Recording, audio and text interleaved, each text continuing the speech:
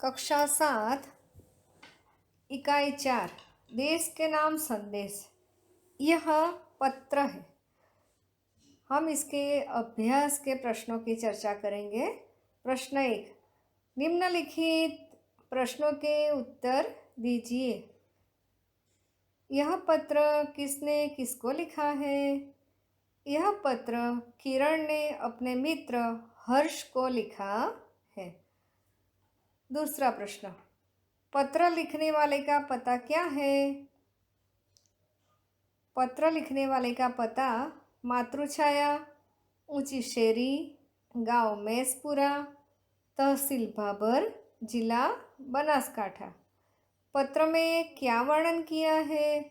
पत्र में भारतीय नागरिकों की अपने कर्तव्य के प्रति लापरवाही और सरकार के प्रति उनके शिकायती रवैये का वर्णन किया गया है। पत्र के अंत में किरण ने हर्ष के परिवारजनों को क्या कहा है?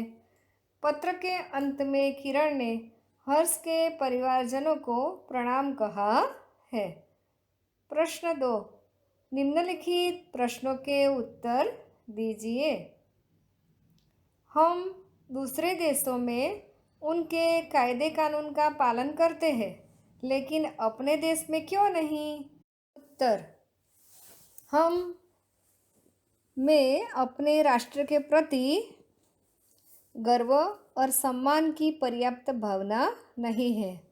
हम अपने देश की व्यवस्था को उचित महत्व नहीं देते। हमारे यहाँ का शासन काम नहीं लेता, जबकि दूसरे देश में व्यवस्था बनाए रखने पर हम गर्व महसूस करते हैं। हम भी उनसे प्रभावित होते हैं, इसलिए हम दूसरे देशों में उनके कायदे कानून का पालन करते हैं, लेकिन अपने देश में नहीं करते।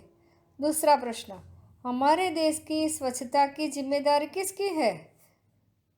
हमारे देश के स्वच्छता की जिम्मेदारी स्थानीय प्रशासन अर्थात ग्राम पंचायतों, नगरपालिका एवं महानगरपालिकाओं की है।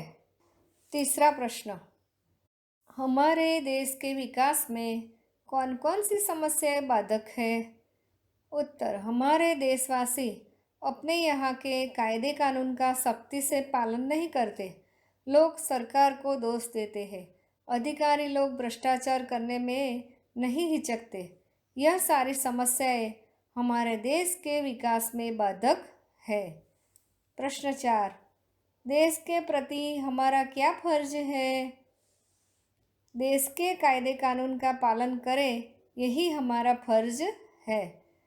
देश की व्यवस्था हम ऐसी बनाएं जिस पर हमें गर्व हो।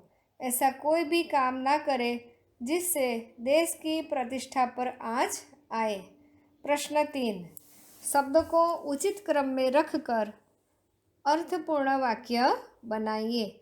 जैसे शब्द दिए गए हैं मैं, सफाई, खुदाई है, तो इनको उचित क्रम में रखना है। सफाई में खुदाई है, तो यह वाक्य हमने बनाया है शब्द पर से। मेरा महान भारत, ये 3 शब्द अलग अलग है। इनमें से हमें एक वाक्य जो अच्छा बने ऐसा बनाना है। मेरा भारत महान। लेना और दहेज पाप देना है। दहेज लेना और देना पाप है। आदर्श भारत को आओ बनाए मिलकर राष्ट्र, ये सब शब्दों में से हमें एक अर्थपूर्ण वाक्य बनाना है। आओ मिलकर भारत को आदर्श राष्ट्र बनाएं। प्रश्न 4, ऐसे व्यवहार की चर्चा कीजिए जिससे हम देश में अव्यवस्था खड़ी करते हैं एवं देश के विकास में बाधा डालते हैं। हमारे देश में कभी कभी दंगे भड़क उठते हैं। इसी तरह कभी कभी हिंसक भी बन जाता है।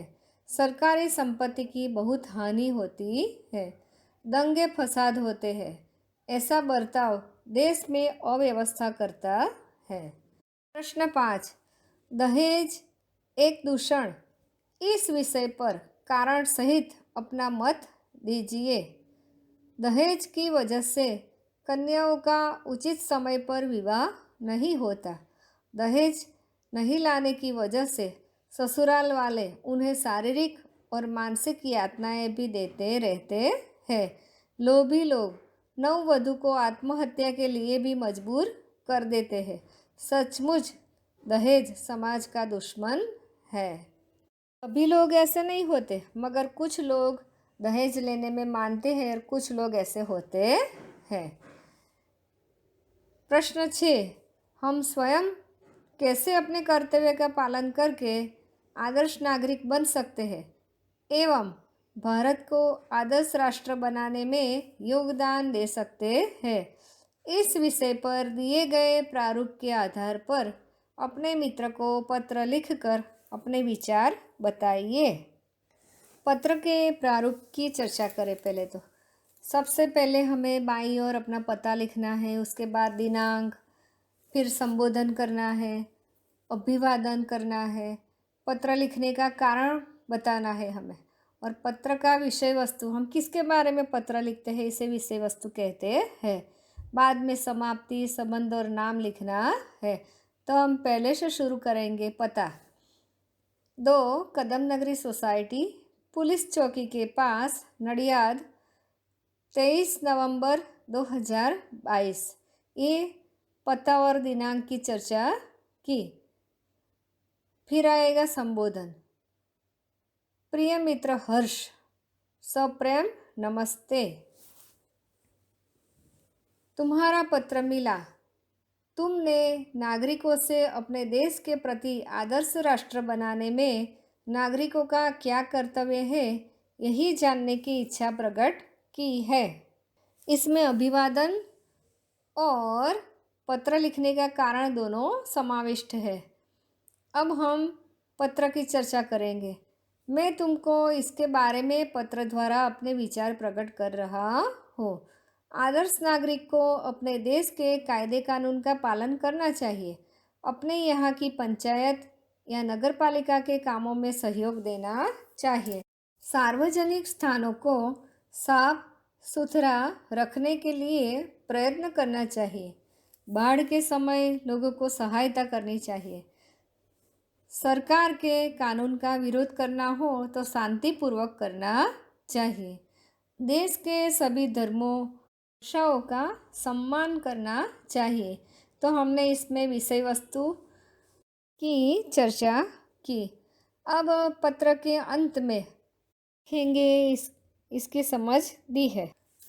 तुम्हारे परिवार में बड़ों को प्रणाम, तुम्हारी छोटी बहन को मेरा प्यार। अब आएगा पत्र लिखने वाले का नाम, तुम्हारा मित्र रवि।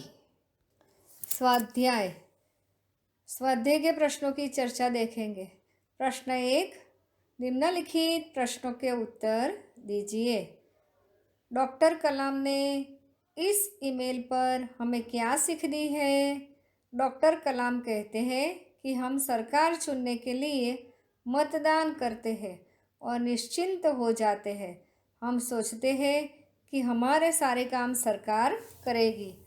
हम कचरा भी कूड़ेदान में डालने की तकलीफ नहीं उठाते। सामाजिक समस्याओं के बारे में भी हम अपना स्वार्थ देखते हैं। बाहर से दहेज का विरोध करते हैं, लेकिन चुपके से दहेज ले लेते हैं। इस प्रकार ईमेल में डॉक्टर कलाम ने हमें एक सच्चे नागरिक के रूप में अपनी जिम्मेदारियां निभाने की सीख दी है। प्रश्न 2, दूसरे देशों में और हमारे देश में हम जो व्यवहार करते हैं उसमें क्या अंतर है? हम दूसरे देश में जाकर उनकी व्यवस्था का आदर करते हैं और पालन भी करते हैं, जबकि हमारे देश में यहाँ की व्यवस्था को हम अनदेखी करते हैं। दूसरे देशों में स्वच्छता संबंधी नियमों का भी पालन करते हैं। गाड़ी उन देशों के नियम अनुसार चलाते हैं। उन देशों में बेईमानी करने की हिम्मत नहीं करते, जबकि अपने देश में हम स्वच्छता का ध्यान नहीं रखते, गाड़ी की गति का और न ईमानदारी का। इसी तरह दूसरे देशों में और अपने देशों में हम जो व्यवहार करते हैं उसमें बहुत अंतर है। प्रश्न 3, दूसरे देशों में लोग स्वच्छता के प्रति कैसे जागरूक हैं? दूसरे देशों में लोग स्वच्छता को बहुत महत्व देते हैं। वह सड़क पर थूकते नहीं हैं, कागज़ के टुकड़े कूड़ेदान में ही डालते हैं, सिगरेट के टुकड़े सड़क पर नहीं फेंकते और कुत्तों के मालिक अपने कुत्तों को सड़क पर गंदगी नहीं करने देते।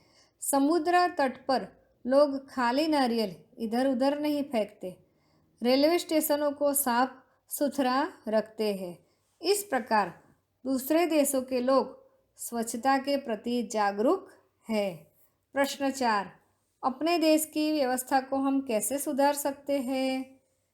हमारे देश की व्यवस्था को सुधारना है तो हमें अपनी जिम्मेदारी दूसरों पर नहीं डालनी चाहिए। अव्यवस्था से हम भागे नहीं, बल्कि उसे दुरुस्त करने में सरकार को सहयोग दें। इस तरह सकारात्मक योगदान देकर हम अपने देश की व्यवस्था को सुधार सकते हैं। प्रश्न 2, जीवन में सफाई का महत्व समझाते हुए अपने मित्र को पत्र लिखिए। 12 अम्बा आश्रम, कॉलेज रोड, अहमदाबाद, 30/11/2022। प्रिय मित्र उपेंद्र, नमस्ते। मैं यहाँ कुशल हूँ। तुम्हारे यहाँ बीमारियाँ फैलने की खबर जानकर दुख हुआ। बीमारियाँ गंदगी से फैलती है। हमारे यहाँ लोग स्वच्छता का महत्व नहीं जानते। जहाँ साफ सफाई होती है वहाँ रोग पैदा करने वाली मक्खी, मच्छर और जीव जंतु नहीं होते। जहाँ पर पानी भरा हुआ होता है वहीं मक्खी, मच्छर सब फैलते हैं। इसलिए उनसे कई बीमारियाँ फैलती हैं। इसलिए हमें अपने मोहल्ले को साफ सुथरा रखना चाहिए। कहा जाता है कि जहाँ सफाई होती है वहाँ भगवान का वास होता है। तुम्हारे घर के बड़ों को मेरा प्रणाम। तुम्हारा मित्र हर्ष। इस इकाई में हमने पत्र कैसे लिखा जाए और अभ्यास और स्वाध्याय की चर्चा की। आप इस चैनल में नए हो तो इसे लाइक और सब्सक्राइब कीजिए। नमस्ते बाल दोस्तों।